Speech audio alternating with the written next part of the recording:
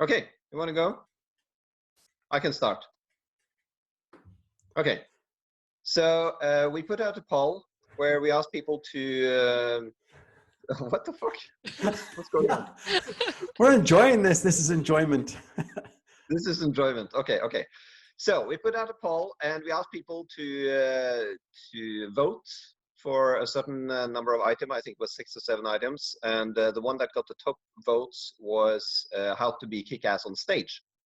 And I thought it was a good idea to take all of the 3 of us into this podcast or this vlog, if you want to call it that, because we have very different backgrounds when it comes to being on stage. We have very different childhoods, and we came to be on stage from very different angles.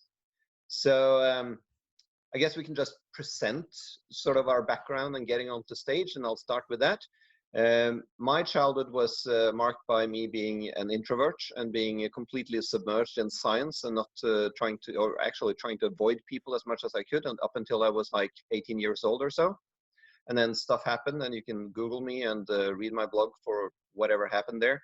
But anyway, I then I was actually thrown into a company where I had to be on stage a lot, and that was a recruitment company. And I decided early on that I was going to actually get over this horrible fear I had of standing in front of people, because when I did that in school, I started hyperventilating and I broke down and everything became black and I was almost fainting and shit happened. I was like really terrified to be in front of even one person, let alone the whole class or the whole school. That was like the most terrifying moments of my life in childhood.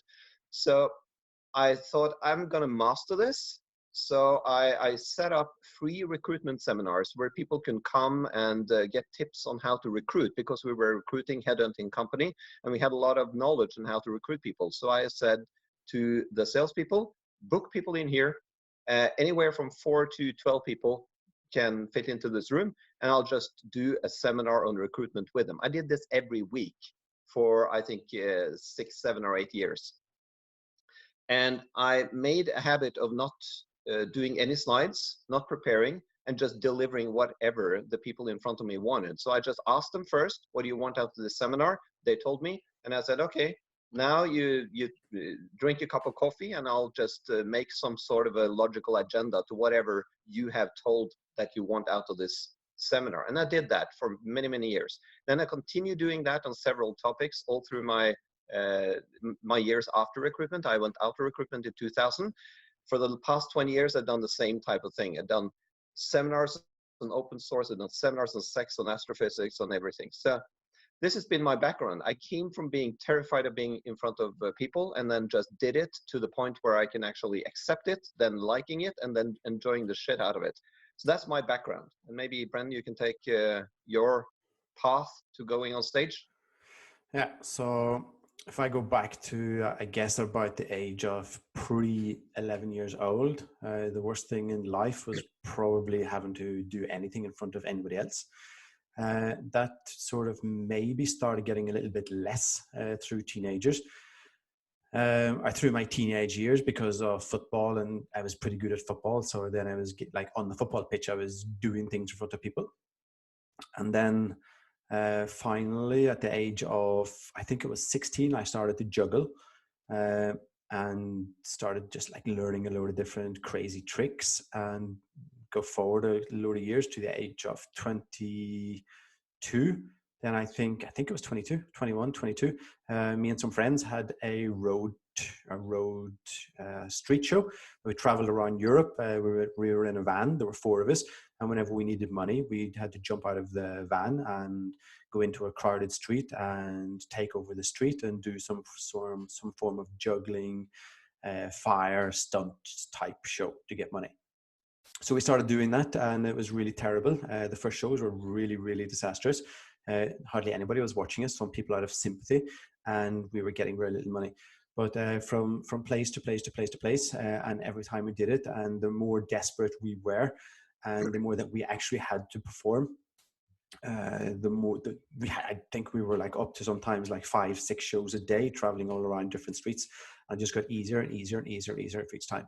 And then I think whenever I started presenting on stage for different topics, I think, I'm not totally sure, but I think what I did then was just drew the same emotions, the same feelings, the same experience into that situation. And then I've been presenting on stage the last 20 years, I guess, in front of people, just talking in front of people, to the point now where I train a lot of people to stand in front of other people, to stand on stage and to not present. So just stand totally comfortable, be quiet, be really relaxed, and have a normal pulse. We have these pulse watches we put on. Just have a normal pulse of about 70, and stand in front of 100 people and don't say anything, don't do anything, don't create anything in your head. Just stand there and just be. And that's basically the training we do now, that we get a huge jumps and gains out of. Øivind. Thank you. I had a similar childhood as Geir, except it's the complete opposite. I was the guy in class where everything got silent when I said, who's going to have the speech for the National Day of Norway? Who's going to do the speech? And after like 45 seconds, I'm like, okay, I'll do it. And I was in the 4th grade in front of the whole community. So after I said it, I was like, damn it, that was my voice. And then that became kind of a positive experience, because it's really demanding in a way that you just feel like this is overwhelming. But I also really enjoyed it. So I just continued being the guy that said, okay, I'll do it. So it ended up in plays. It ended up with different sort of speeches from I was in 4th grade, and then it translated into working in a bar and going around the world doing bar competitions. And there I found so many good tools for how to contain myself, how to prepare myself, and how to get the resting pulse that Brendan is talking about before actually doing a show before in front of 1,500 people. So that I moved along from there to different sports, and now it developed into, if there's something that kind of made me a little bit afraid, that's what I wanted to do. So I went into American football, and I went into full contact fighting, and I did a lot of skateboarding. So whenever I was like, okay, that's a bit scary, I was like, oh, I got to do that. So I'm trying to just continue to pursue that. Of course, after a while, talking in front of people becomes really easy. So then it's all the matter of trying to be more present and actually being able to be at the place or at the same space as the people that are listening or giving feedbacks. So I use that a lot in courses, is prepare, throw it out the window, and then be 100% presence with the people that are in the classroom, which I think is really cool. You know what we should do? We should put one of the video links as sort of the description on this video, where we point to at least one of your bar competition videos, the World Championship, because that is completely insane what you did. And Brendan, we should do a link to some of your juggling videos. That is also crazy. Just to have people to see something fun, what you can do on stage if you're really good. But then I wish I had a video of my childhood where I was standing in front of the class. I really wish we had that, because that was so horrible, so terrible. I called in sick regularly every time there was some presentation in school. A guy was always sick. Yeah, or I had some excuse, or I had the second funeral of my grandmother or some shit. I mean, I was just out of there. So we could do that, but we could also, I mean, we could post something from the past, but we could also do a battle, a present day battle. That'd be fun. Øivind and Brendan's tricks just sort of like crazy merged together with bottles and drinks and flames, lots of flames. And then Geir can be on the side being quiet. yeah. We've got the commentator. The commentator is yes, it's a handover between it's a battle.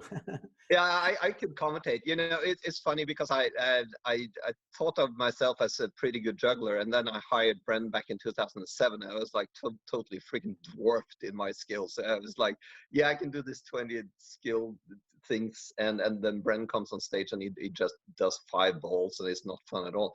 And the same goes when we played pool the first time. I was like, yeah, I'm pretty good at pool. And then Brendan takes the break and all the balls goes down. And I was like, fuck this. I don't want to play anymore. So yeah, I'll be the commentator while you guys do the juggling and the tricks and whatever. Yeah. Well, I'm comfortable I'll with say that. something, because the topic of this is how to be kick-ass on stage. And the toughest juggling tricks that I have, like the ones that took me maybe two and a half years to learn, are not the tricks that I usually perform on stage. So it's back to this idea of what does the audience want, and I can do what I want, and then the show is from me. And sometimes I've done that. It's my show, and you can watch it. Was a logo that I got from Seinfeld book once. On the back of the Seinfeld book, it was, "It's my show, but you can watch it." And I had that in my juggling for quite a while. It's just my show. I do my tricks, and if you want, you can watch it. And then I sort of moved over more to, okay, let's just try and give the audience more of what they want. And they don't want me to do X number of balls, because they always come with the next question: but can you do this many balls, or can you do this, or can you do this?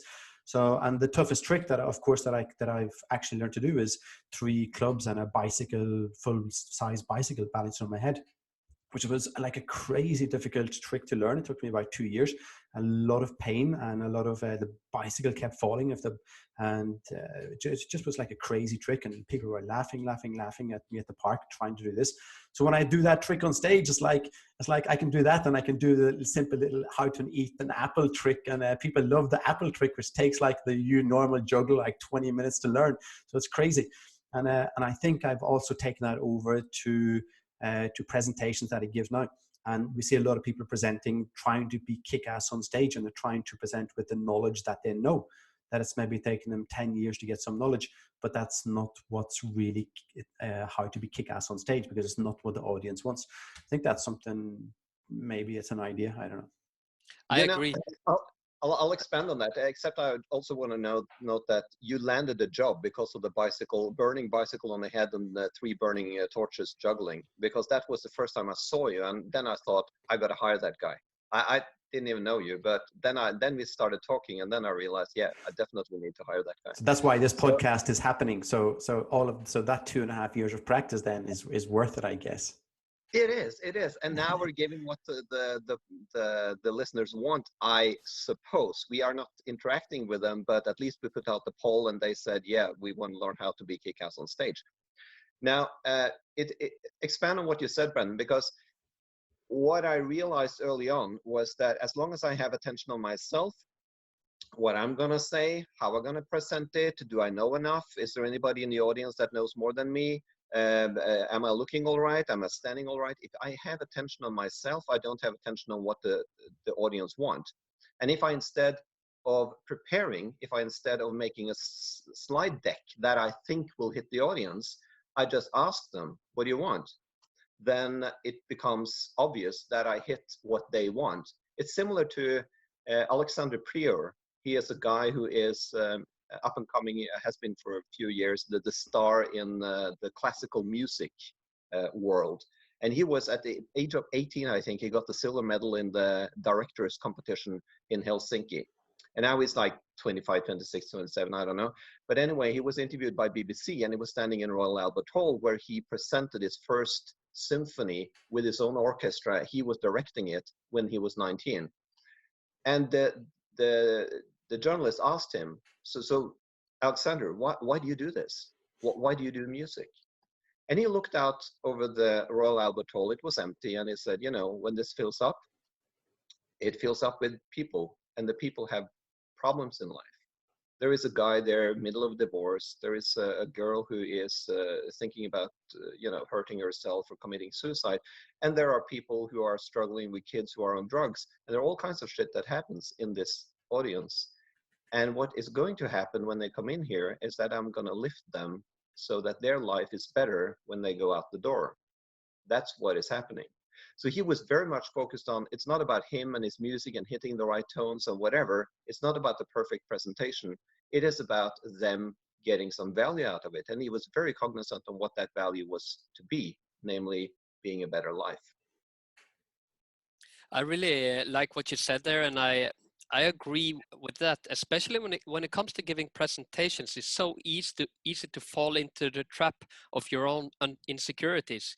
where like I need to deliver this grand thing. And if you try to deliver something that's as hard, as difficult, as advanced as you can, you're gonna probably overshoot the audience, and you're gonna make a presentation for yourself, basically, which would be a waste. I related so much to what you said, Brendan, about which tricks does the audience likes the most. I had the same when I did bartending competitions, and I was traveling around the world doing that. I was like, I have some tricks that was crowd pleasers, and then I had some tricks that were judge pleasers, because I needed to get the points. But what I really wanted was to have people having a good time and going, oh yeah, that was nice. And I kind of try to do the same with that when I do presentation courses, anything like that. It's actually just doing like Geir said, and focus on finding out what is the delivery of an effective speech, and just finding that and using that to give a very good presentation. Yeah, I know that when you do this project management, these project management presentations, and you can sit and you can draw like 7 boxes arranged around each other with like 100 arrows and maybe 40 something activities in each box, and you can present it and you can draw it and you can get everything right, and people be like, wow, you know so much about this. But the actual way to make a real connection is to sit down beside somebody and have good eye contact with them and look at them and say, so what do you need help with? It's like two different I don't know, ways into creating some form of relationship, I guess. You know, I have to tell the story. Actually, probably the best presentation or best speech I've ever done, or workshop, if you would like to call it that. I don't know what to call it even. I was doing a gig in the University of Oslo, and some people saw me and said, oh, we need to get that guy into the end presentation, the end show, the end of a season at another university right outside of Oslo, which is called Ås. And I said, yeah, I'll do that, except there is a condition on that. I want an hour, and I want there to be no heading on my presentation. People shall not know what this presentation is about. Just 1 hour blank. And they went like, yeah, sure, you get whatever you want, fine. And then I thought to myself, for the first time in my life, I'm not going to even think about, let alone even prepare. I don't prepare. I prepare as little as possible, because then I can be spontaneous. I can be completely there for the public or the audience. But at this time, I thought, I'm not even going to think about the subject until I walk up on stage. And I sat there in the audience, and there was this famous Norwegian comedian doing the presentations of each speaker, etc. And she said, so now we have Geir coming up, and there's nothing about what he's going to talk about. He's got an hour, and I hope he knows what he's going to talk about. And little did she know that I had no clue. And then I thought, okay, I'll think about it when I go up on stage. But there was only 3 small steps onto the stage, and that didn't give me enough time to think about anything. So I stood up there, and I was completely blank, looking across 300 people, half drunk, whatever, and they were celebrating the end of this term. And I thought, I have no clue. I don't know. So I said, okay, I have no clue. I don't know what to talk about. And I'll let it be up to you. You can have anything from sex to astrophysics. What do you want? That's where that term comes from. And then one girl raised her hand and said, you know, I'm so sick and tired of picking up the wrong guy every time. So if you can give me something on how to get the right boyfriend, that would be perfect. So I said, okay, so you want a pickup course on how to get the right mate in life? And everybody went like, yeah, we want that. And I said, okay, let's do that. So I did an hour of training people on stage, and they picked each other up, and it was like all kinds of, pickup lines, and then what do you actually look for when you find a girl or find a boy, or how do you drill down and find the person's personality in the no amount of time just by 2 stops on the bus, etc., etc. And that was probably the best presentation I've ever done, because it was so spontaneous, it was so present here and now, and there was no preparation, and there was no preconceived ideas that I had of what they should or what would want to have. So it was completely up to them. It's similar to what we're doing now. Give a poll, present whatever you can on that subject, hopefully hitting the target. We should have had an audience. We should have had this completely interactive, but that's difficult when we're doing vlogs like this, of course. I wonder what's our worst presentations, like our worst ever, like the first thing that jumps into mind, Øivind? Oh, I had a good one once. I slept really poorly. So when I got on stage, I think I slept like an hour or something, and I had to work before and after. And I went on stage, and suddenly it wasn't being nervous. I just started shaking. So I was like, I think I need to sleep or eat or something. I don't know what's going on. So I was like, okay, I just gotta pull it together. So I just stopped, took a couple of breaths, and just relax. And I was like, okay, let's get through this. Let's find a way to just cruise through it. And luckily, when I got some interaction, I kind of forgot about being hungry and tired. And after a while, it felt better. The interesting thing is that that evening I got really sick. So I think that was acting up. But it was definitely something I remember and look back at and just laugh. I have a bunch. I mean, when you talk about not sleeping, etc., I think I had one time where I didn't sleep at all. I did not sleep, and there was this presentation in a business meeting. I think it was 10 or 12 people there or something.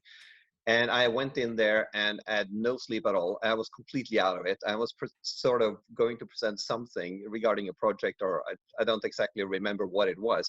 But the point was, I started confidently calling each person by the wrong name in this business meeting. And I was so confident. I was like completely, yeah, John, what do you think about this? That was not John, that was Peter.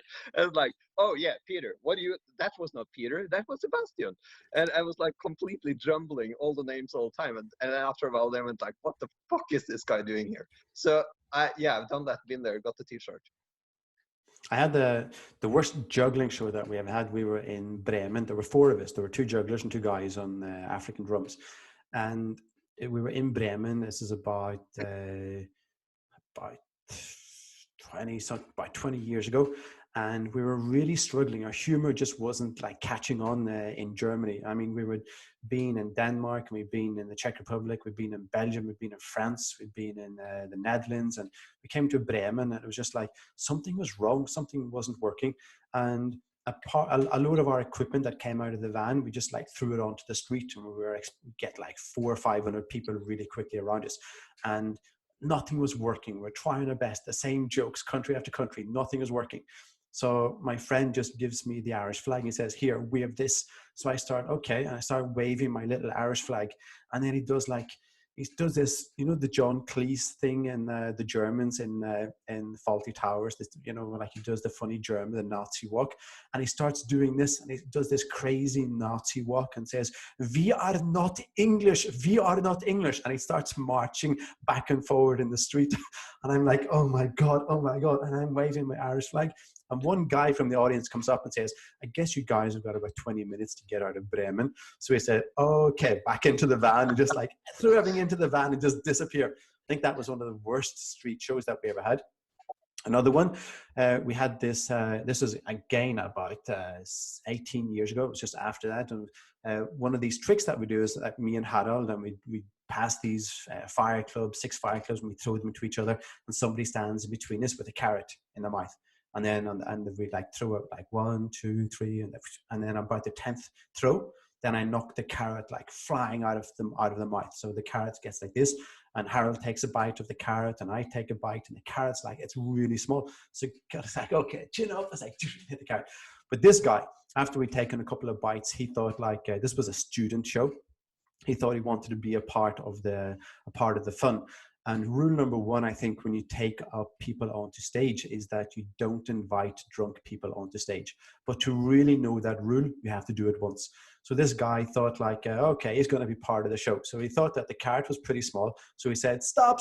He took control over this, over my stage, what I learned afterwards. And he pulled out his trousers down and his boxer shorts down, and he bent over and took the little piece of carrot and into his ass and said, go, hit it now.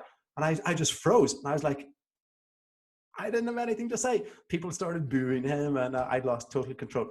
And I think that was after that show, it was like, I just sort of realized, okay, if this ever happens again, this is my stage. No matter what happens, I react to anything on my stage, because he owned my stage that day. So it was like a huge learning, but it was a big fuck up. I have a story on that. I was presenting something on sales and handling customers in a place in Norway where there were like, I think 30 people in the audience, and there was this one asshole that kept interrupting and kept being an asshole, not only to me but to everybody else in the audience. Every question that came up, he was like berating them for asking the question and everything. He was just being a dick.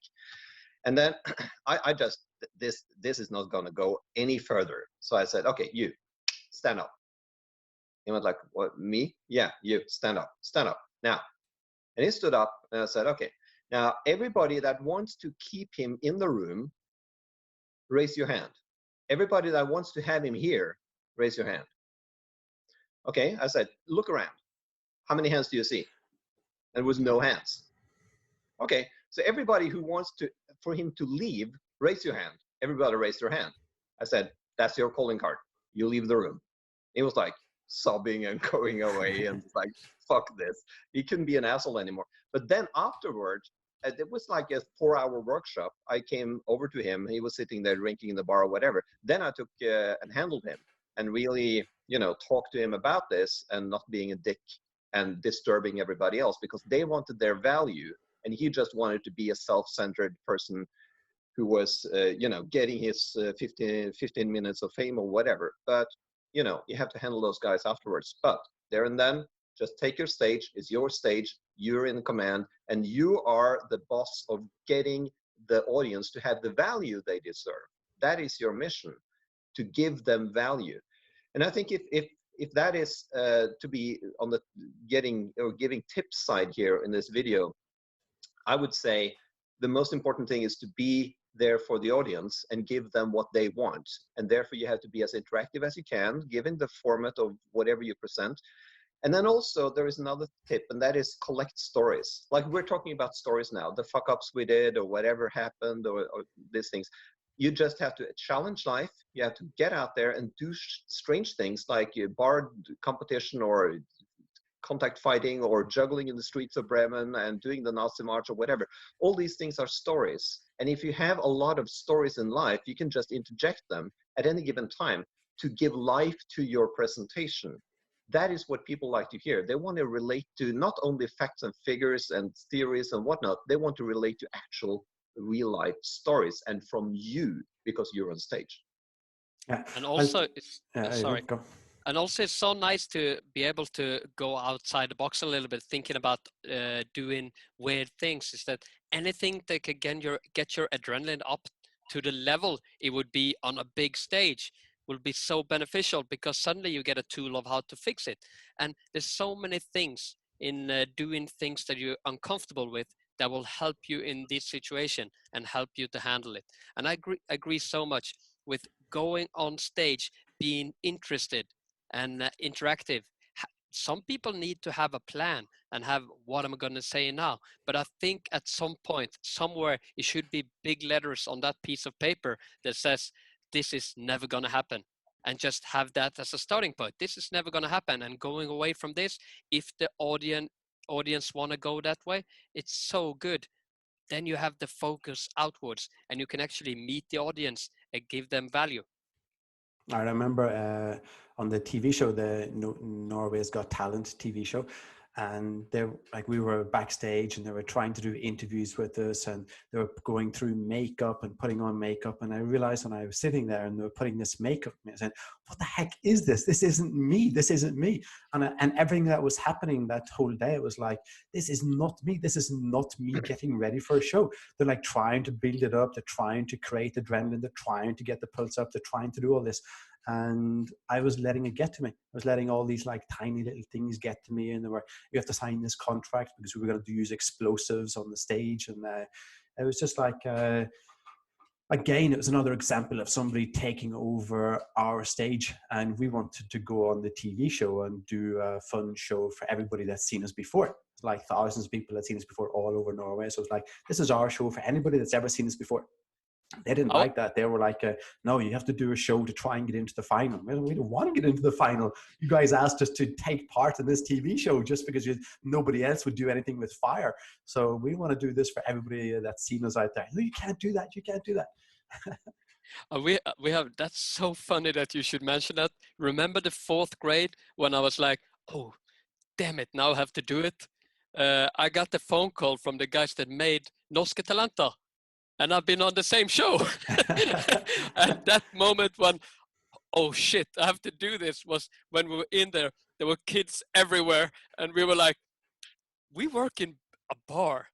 And I had a DJ with me, and he was like, I think I need a Fernet just to get myself back on track. And we went on, and it was so much fun to do the show.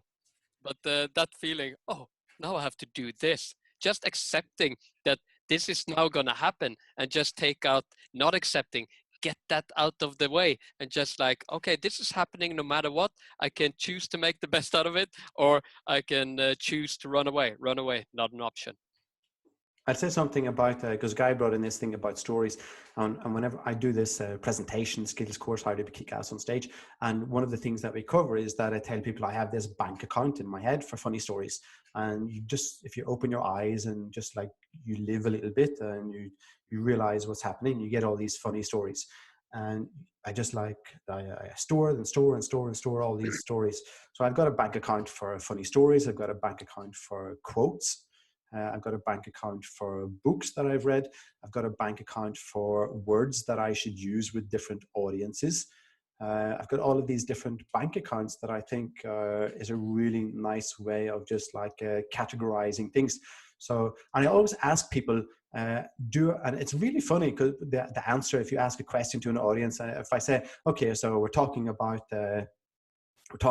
this about empathy, and I'd say to the audience, okay, so I see like I guess there's many people in the audience that are parents here, and raise your hand if you're a parent. And it's people raise up and say, yeah, because having and learning about empathy and teaching your kids empathy, it's a really nice thing to do. It reminds me of that book, what's that book called again? And I tell them, like, sometimes I even say it loud, pretending to forget. Oh yeah, that book, How to Talk So Kids Will Listen, and How to Listen So Kids Will Talk. And then in the course, I'd say, so that's just something that I just brought out of my bank account on books. And I asked the audience, how many of you guys think I've read that book? And like almost everybody raises their hands. I said, oh, that's interesting.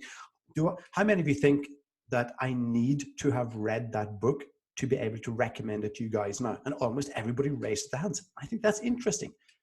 Yeah, and so I asked them, okay, so like, how many guys have read the Bible? And nobody raised, like, I mean, honestly, like the full Bible, and nobody raises their hands. I say, okay, but one of the most quoted books is Daniel Kahneman, Thinking Fast and Slow. And I challenge anybody in the room, I always do this in any presentation, how many of you can honestly say, first let's do the simple question, how many have bought the book?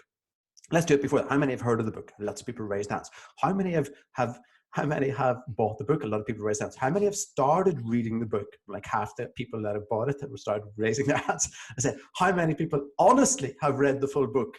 And then there's maybe like one person put up the hand, and I say, okay, no, I've read the full book. I'm going to challenge you now. I say, have you totally read the full book? Yeah, almost the full book. They say. I say, okay, I'm only kidding. I haven't read the full book either.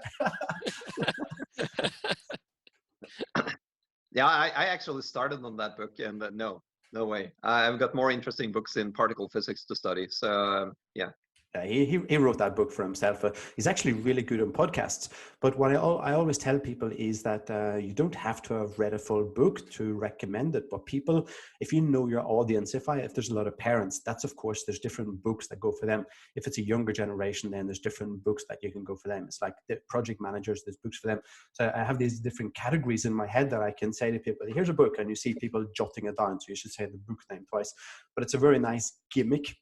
There's lots of gimmicks you can use on stage, and what I mean by gimmicks is that they're little tricks to use, whereas opposed to something as genuine. So if I just go out on stage and be myself, that's genuine. It's not a gimmick. But just throwing out a book title would be like in the category I call of a gimmick. So I've got lots of gimmicks as well, but we can go through some of them here. Yeah, and I think one of the major tips I would say, which comes out of what I've been saying so far is to do it a lot.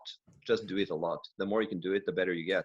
And going back to the radio show that me and friend Stein Halvorsen did back in 1987 to 1990, it was an extremely popular local radio radio station show where we did role-playing games on the air, and people were like calling in everything from 11-year-old to people up into 50s and 60s wanting to make a fool out of themselves, chasing a dragon with a sword and armor and rescuing the fair princess before she gets eaten by the evil dragon before 10 minutes. And we did this radio show with role-playing games, and in the beginning we started preparing the game for, it was 2-hour game show, and 4 people called in, being this knight in shining armor, let's say.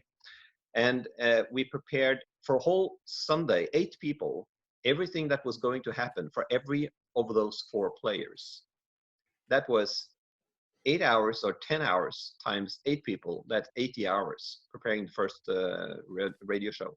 At the end of the radio show, we prepared, me and Stein, for about 7 minutes, the whole radio show. And those per the audience were much, much better than the first ones. Much, much better. We had this drill down. We did it so well. We had everything. We have done it so many times that we could do it in our sleeps. And that makes a whole lot of difference. Just do it a lot. And you will suck in the start. You will be horrible. You will feel that you have to prepare. And please do prepare a lot. Prepare as much as you want. But then let go of the break after a while. Let's just do more natural, do more spontaneous, be more there for the audience. But it's a practice thing. You have to do it a lot. Another tip that's really good, especially if you think it's a little bit uncomfortable to just like not prepare that much, is to maybe get the audience to do something. Get them to have a discussion, 2 and 2 in the audience, something like that, to get them to do something. People always like to do something and learn something from themselves. That could take what you're saying and create some personal value for each and every one in the audience. And on top of that, you got people that are easier to have a conversation with when you are having a speech or whatever. So I think getting the audience to do something, it's so smart. And that goes because people listen a lot to what you say, and people sit there and just pour in. It's a lot of inflow. But to actually balance that, people have to do some kind of an outflow. And Brendan, you have a good way of doing that. When we did Vinmonopolet, the project where we did the authorities for selling wine and spirits in Norway, they changed the whole IT system out in the shops, and we had to train the trainers to help them train people to the new IT system. And you had an excellent way of doing that every time. When you said, okay, pretend that the other person was not here, you can tell it. Yeah, so it's basically, it's hard. This is something that I saw, I've seen you doing a guide, and I've also seen the Norwegian handball trainer, Marit Breivik, getting an audience of 600 people to be interactive inside the first 3 minutes. And I'm like, wow, what a crazy, cool thing to do. So like, who's the audience and who's presenting, and how do we keep them zoned in? And so you can say something like you can start with a question, you can throw out some crazy facts at the start, and then inside 3 minutes you can say, okay, right now we're going to stop, and I'd like everybody just to look to the person to be sitting beside you, and that person sitting beside you, just pretend that they've came right into the presentation right now. Give them a recap of what they've just missed the first 3 minutes, and explain it as simple as possible, and check if they have any questions and answer their questions. Go, everybody. And for those of you that don't believe me, look at the person to your left. They're waiting for an explanation. It's a really nice way of getting people to get. You just jump over introductions. Jump over people. Some people say, "Yeah, hi, I'm called this and that." But it's a really nice way of getting people going and being interactive. Yeah, go on, Øivind. I've used the same thing when I do classes or like project management courses, and I get a lot of positive feedback because suddenly people realize that at some point I gotta teach what I'm being taught. So they automatically like, okay, I gotta pay attention now. And afterwards they come up to me, and I'm so happy because I actually kind of forced them to pay attention, and they got so much value from the courses and so much knowledge because of that. They were just able to be present. Okay. Yeah, it's interesting when I do some talks about the value of failing. We wrote a one-page book on that, the #fail. Why you need to be able to be comfortable about failing, not just because you're going to learn from it, but because you actually become comfortable about failing, and therefore you are more, you're less uptight and you can succeed better. Now, when I talk about that, I often ask the audience to pair up and tell the other person about the failure in their childhood, which is very easy because people can always talk about the childhood, it's so distant and it's not me anymore, etc. And then I ask them to tell the other person about the failure in their past work, and that's also fairly okay. But usually the audience starts high in the sound level and then drops to about half when it comes to previous work. And then I say, okay, so tell me about the failure you have in your present work. And then the sound level drops to about 20% of the first point. So it's interesting. But the point with this is letting the people talk in between each other and then give examples of what you just said, or come up with stuff that from their own past, which is very valuable. It's also because then they get to know each other better. They get to talk instead of just listen. They remember more when they do something rather than just sitting there and having all the input. So it's a great thing to do. I think it's so good. You just create the connection between everyone that's in the room, and you make everything so much more comfortable as well when they have to take the hand in the air and just answer a question. It's so nice to have that connection, because that in itself just gives value to a presentation. I think one of the main things is to treat people as people. It's something I always say. If somebody asks me what the heck am I doing, and I say on stage I'm going to treat people as people, not as just like I'm going to receive information. And people are interactive, relational beings. So there's somebody sitting beside us. Let's talk to them and let's repeat, recover, ask questions about what's just been said. And also, don't ever go into the defensive on stage. If somebody criticizes you openly in the presentation, just take that as constructive criticism and get to talk to the person and handle it. Or if you can't handle it, just say I'm not going to handle it and just move on. Because getting into a battle or kind of an argument, that the one exception I had when I threw out the guy from the audience was when he was making an ass out of himself and killing all the value for all the people in the audience. That's a different thing. But if you have critical questions, just take it as the person is actually trying to do it in a well-meaning way, and then try to incorporate that into what you're doing. And one thing I always say that at the start and during presentations, I invite people, be as critical as you want to what I'm presenting, as critical as you want. So really go totally crazy, as much criticism as you want to what I'm presenting, but don't try to be critical of me, because then you got a problem. and then so people really understand it. People are like, okay, we've divided this into two, and I say that, I'm Irish, and if we start criticizing me, we're gonna have a problem, man. We're gonna have a problem. That's gonna like blow up. So all sort of things. And what happens then, if anybody is critical of me along the way, then I've got that joke already lined up, saying, what the heck did I tell you? Don't start criticizing me. But and then we get back onto the topic. Yeah. Another thing when it comes to pairing people up and letting them talk to each other is I use a lot of group work during a workshop. I pull people into groups and let them hash out whatever they're going to do, forge strategies or whatever, this kind of thing. Even when I do a speech, I get the audience to group into 3 or even 4.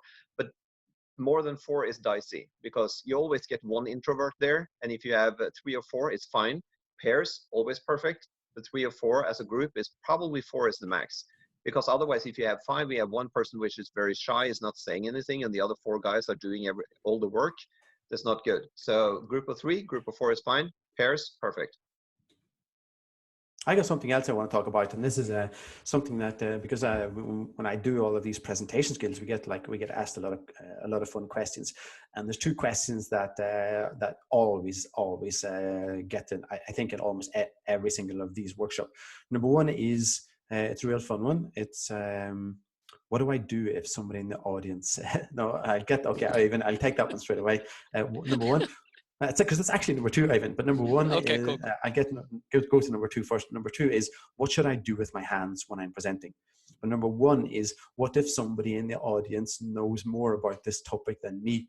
And my first reaction to that is, there probably is somebody in the audience that knows parts of this a little better than you. This is your stage. This is totally your stage. And we get back to owning the stage. We get back to inviting questions and criticisms and using that knowledge and treating people as people. That one's okay. But the real fun one is, what do I do with my hands when I'm presenting? So, and I've shown people this video of Nick Vujicic, an Australian guy who hasn't any, he was born without arms and without legs. And when you see Nick presenting on stage, it's really unbelievable. And I always say to people, so I just showed them a quick clip in our presentation skills course and say, if Nick was here, if Nick was right here now, not me, and Nick was giving this how to be amazing, how to be kick-ass on stage or presenting, what would Nick say if you asked him that question? Nick, I've got a problem. I've got something that you haven't got. It's called arms. And I've got a problem. I'm not sure what I should do with them when I'm presenting. I'd love to get to. Now, I've been chatting with Nick on Messenger. It takes ages to chat because he chats with his nose. So it takes like ages to chat with, but I've been chatting with him. Guys, like, he's really nice. But the fun thing is, when you see him presenting, you see him moving his little shoulders like this. I mean, the guy's just a little body and a head, but you see him moving. And he's also got like this great energy on stage. But I don't think that's a problem. So my answer to people is, just let your arms be arms, let your hands be hands. They've been hands for 40 years. So don't even think that much about it. The audience isn't thinking that much about your hands. So just let them be hands.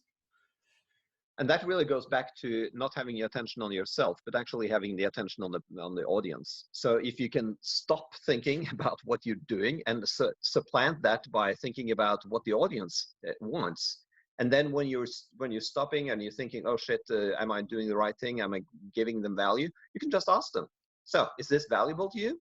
Anybody thinks this is valuable? The last thing I just said, this last 5 minutes, is that valuable? And people raise their hands. Okay, cool. So tell each other what the value was.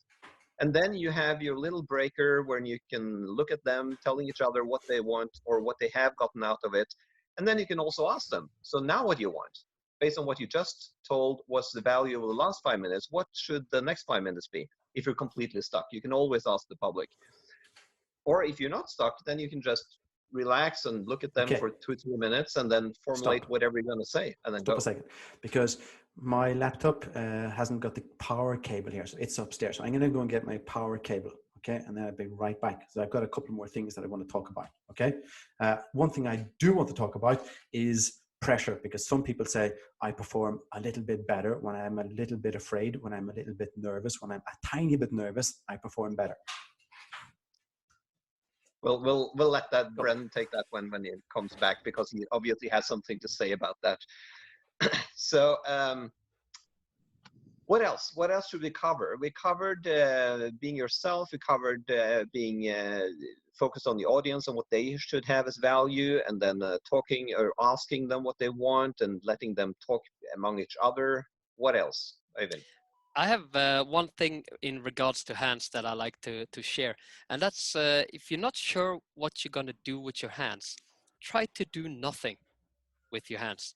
Just try to stand straight up and down, hands on the side, and just stay there during the whole presentation.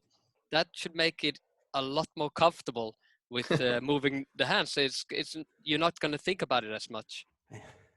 Yeah. Another thing that is a great tip, by the way, is don't cram too many points into a presentation.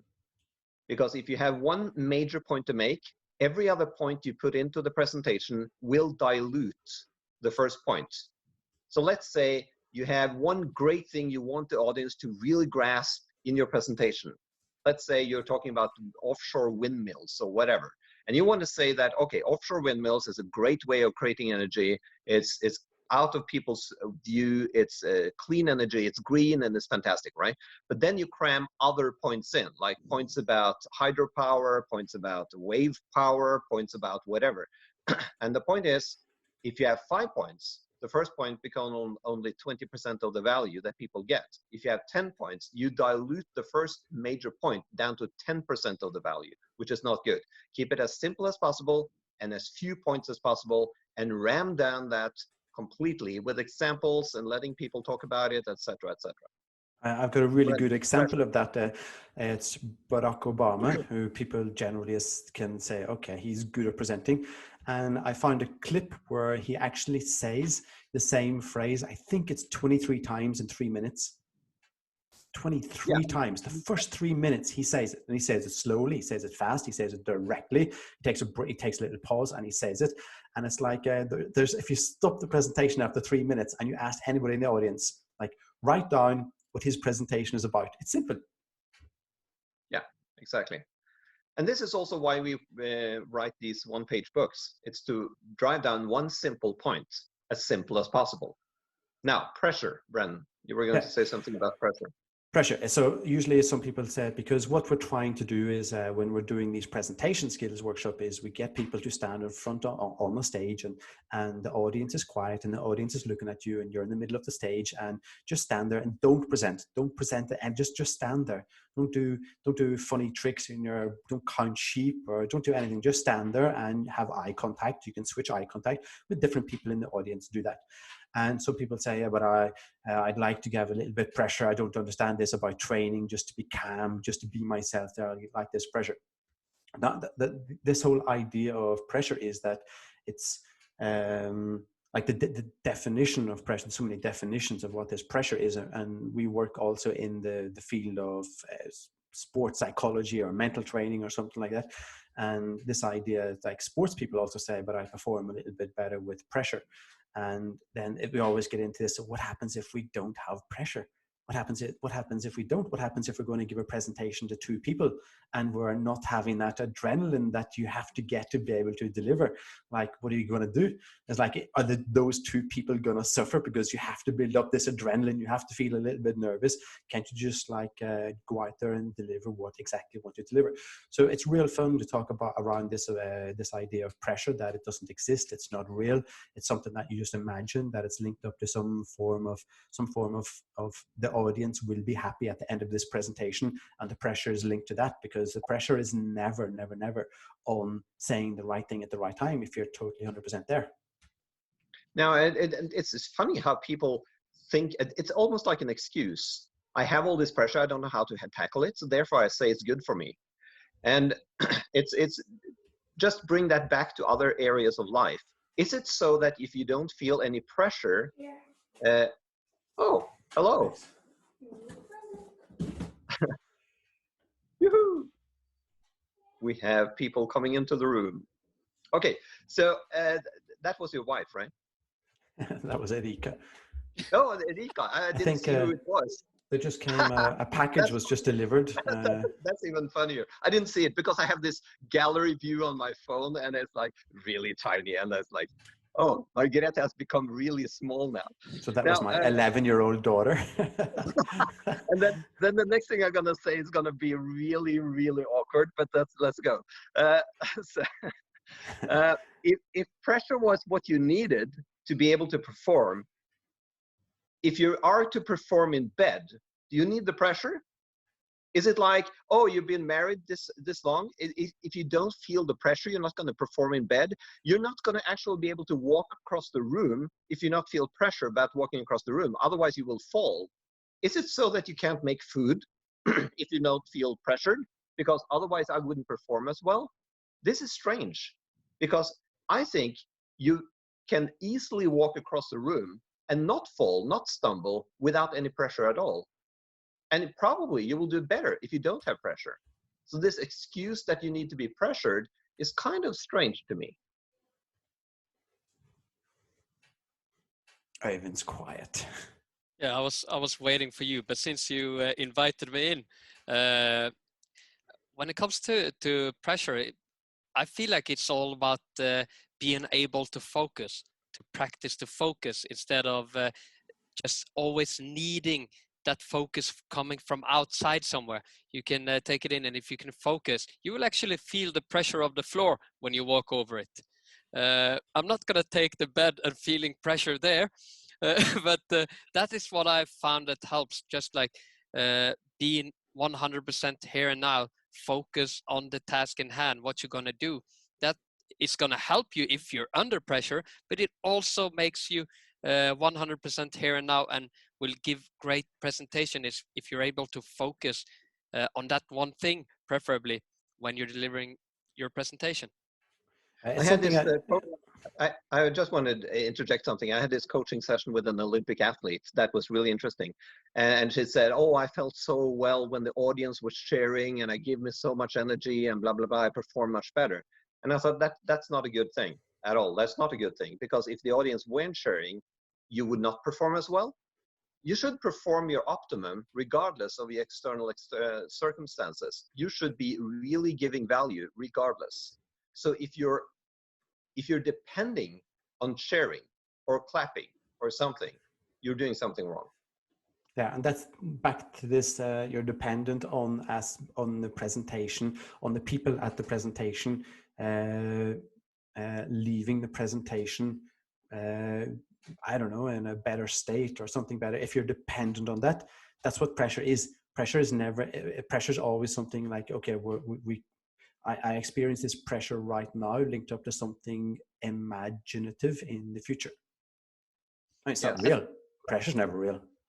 This is the perfect time to practice these kind of things. If you're talking about the immediate feedback you get when you have presentation or give presentations, is that now we're in the Corona times, and it's so much going online, and you don't get the same kind of feedback as you do before. So it's such a good opportunity to be able to practice to deliver something without getting the immediate feedback. I don't think we needed any pressure to do this video, by the way. But I'm thinking this is getting really long. How long have we been on now? I don't know. You know, Brendan? No. But I think one of the things is that about this online is that people are judging themselves way too much than what they should be doing. So like, we can do this, we can just talk here and just like push record and do one take, but there's not many people that would be comfortable just like, let's just record and see what happens. No script. Like, I'm taking some notes just as you guys talk, like, yeah, I'm going to talk about that. I'm going to bring that back up again, just so I can like get back and listen to what you guys are saying, get it down on some paper. But just doing this one take and just let it go, and no extreme judgment of ourselves. That's like a really comfortable thing. This is what we call raw. This is raw. It's first take, no editing. It's just go. I think that's so cool to take that thing with thinking about what other people think. Nobody cares. Nobody cares at all. So when you called me and it's like, oh, you want to do a podcast? I'm like, sure, yeah. Am I ready? No, look at my hair.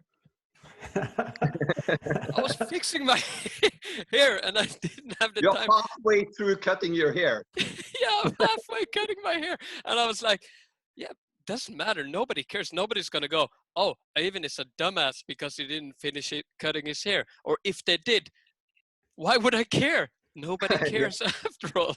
I learned this when I did bartending competition. I was traveling to Las Vegas, and people thought I was going to win. This is 10 years ago, 12 years ago in Las Vegas. And I was like, all these people, after I won the European Championship, they were like, you're going to win the Worlds. And I'm like, yeah, I'm going to win it. I'm going to nail this. And I didn't nail the first day at all. So I was in like 4th place the first day, really struggling. And I was like, oh, what are people going to think? And at some point I was just like, fuck it. I'm just going to go for it and see what happens. I'm going to have so much fun. And I had such a good second day that I came 3rd. But still I was like, people are going to be disappointed. But not one person I met was disappointed in the result. They were like, you got 3rd in the world? That's amazing. And after that, I was like remembering, nobody cares.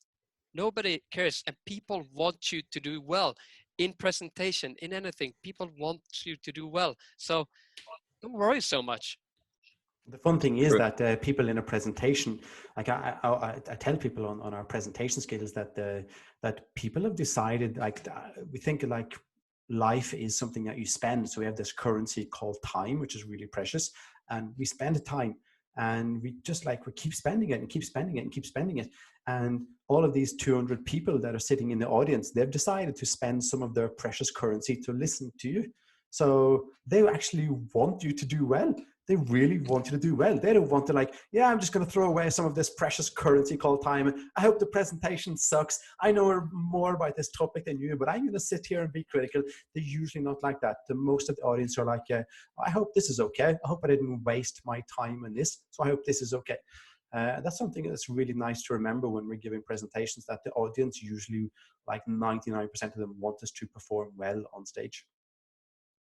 Now, the reason why I was asking how long we've been on this is maybe this is a good time to sort of end it. And let's see. I got one last thing. One last Okay. thing I'm going to talk about. So at the end of our presentations, there's 3 things that I think are really good things to score on a presentation. This is like we ask everybody to take a post-it note and write these 3 things down in one post-it note. Leave all the post-it notes at the door on the way out, and then we have this nice collection of post-it notes. And number 1 is, what is the one key thing that I want to present to you guys? One key message, as short, as simple as possible. Write that down. Number 2, at what time did you first start to zone out? You were either at home, you were watching a match, you were in bed with your wife, you were in bed with your neighbor's wife, something. You started to zone out at some time. Write down when you first started to zone out.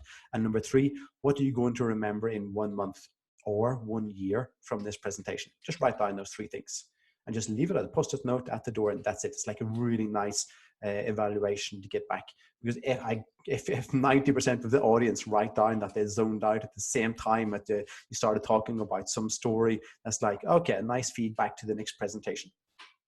Yeah, and then this is much, much better than any scale. You're going to ask them, how well was it on the scale from 1 to 10 or 1 to 100 or 1 to a million? It is much better to get actual real feedback that you can use to change your presentation. It's not about scoring how well you were. It's about getting feedback to better the next time. And also, it's so good to give the feedback sort of like an open forum. It's like, get them to decide when you got derailed, when you started thinking about other things. And if you, as a presenter, can be more interested, you wouldn't feel anything in regards to bad feelings around some people stopped paying attention at some point. You were like, oh, cool, then maybe I should do something right there. Maybe I should do something, get them involved in a different way, or just take out the whole bit, and it would just develop into something better. Because it is all about giving the value to the audience. It's not about how you present yourself, or how you look, or your ratings, or any such shit. It's about what they get out of it, which is the important thing. So what's our next topic going to be on? I don't know. I didn't see the poll, but let's link the poll at the what we're going to do. We're going to put some description on this video on YouTube, and in the description will be your juggling some video and Øivind's bar juggling competition thingy, and then the guy in Australia without arms and legs. We need to put some link to his video as well.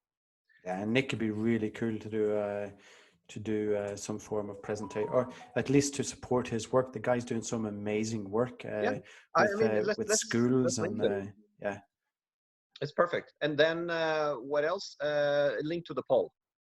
Those 4 things we should put at the description of the video so people can find it. And then we'll do blog posts and stuff and post it on LinkedIn, etc. How long was this?